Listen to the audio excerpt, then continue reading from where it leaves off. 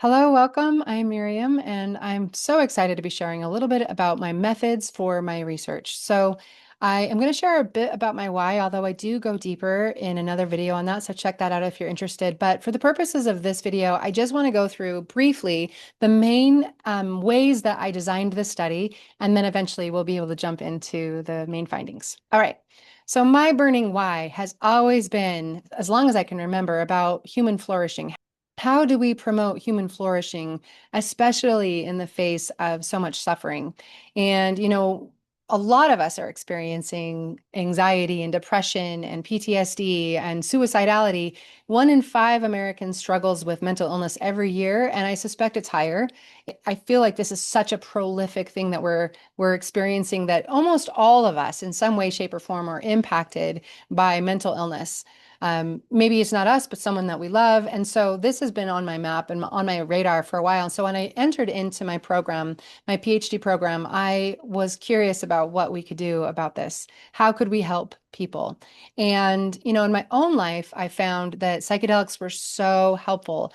And I was like, oh, this is an interesting option, but I didn't really take it seriously until I started to really understand that a lot of the traditional pathways of healing that we have in our society, like psychotherapy or getting on some sort of medication, that those are not always effective for people. They're not always wanted by people. They're not always affordable by people. And they also have side effects. And there's a lot to these conventional treatments that don't actually seem to get to the root of what's going on. And so that was my observation. And I, again, was like, why aren't we talking more about psychedelics in the midst of a mental health crisis? And of course, it has to do with stigma and the history that we have in our culture, which I also dive into in another video.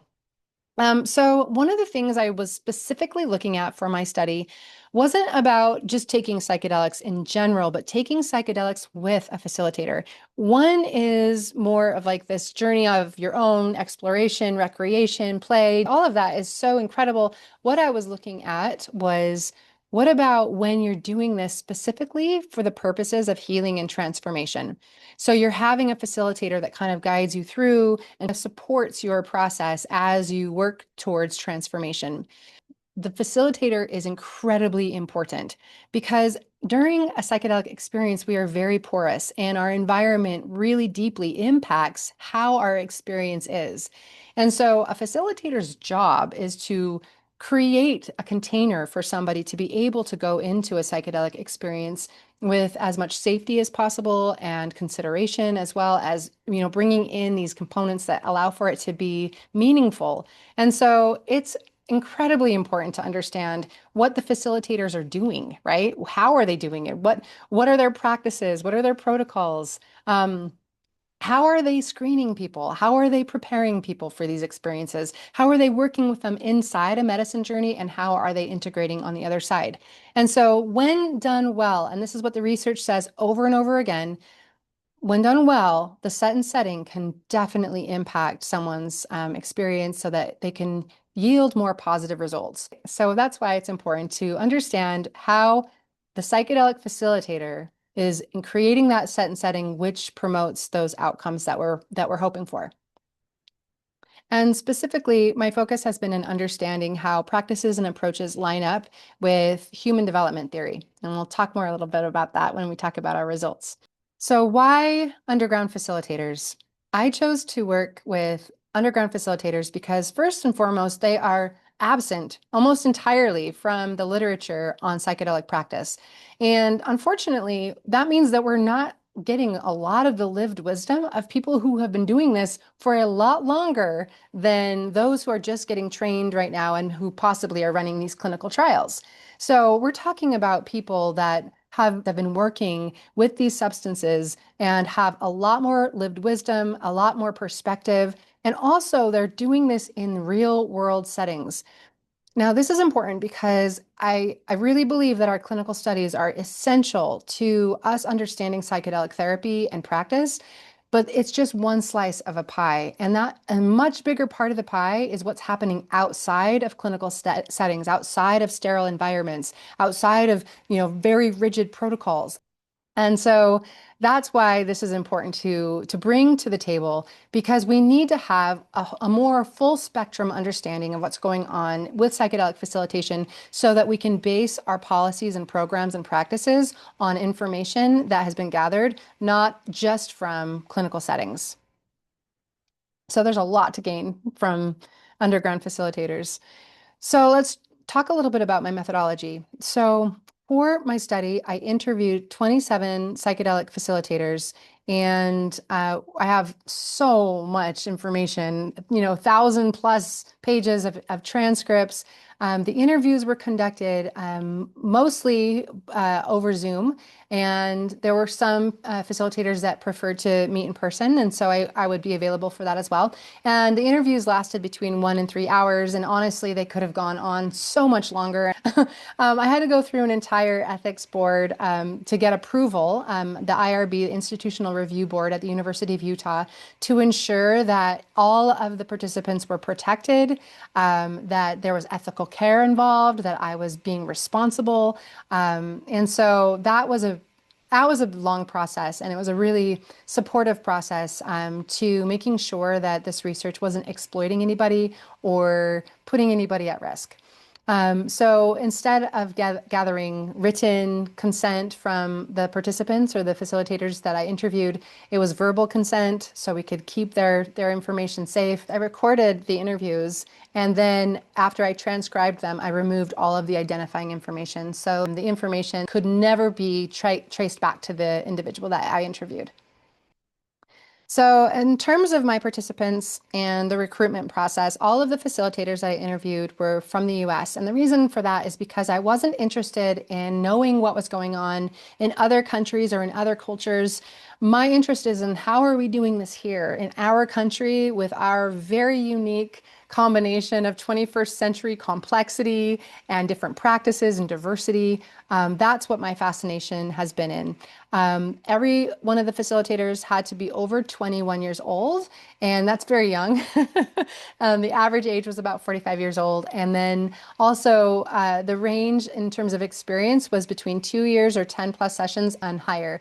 And so 2 years or 10 sessions is a very minimal amount of practice, but I wanted to do that because I wanted to explore the differences between newer facilitators and facilitators that have been doing this for a long time. In terms of who these facilitators were and what orientations they represented, I interviewed guides and therapists and coaches and shamans that were working with a whole variety of different substances, working with ayahuasca, peyote, MDMA, psilocybin, 5-MeO-DMT, cannabis, and ketamine.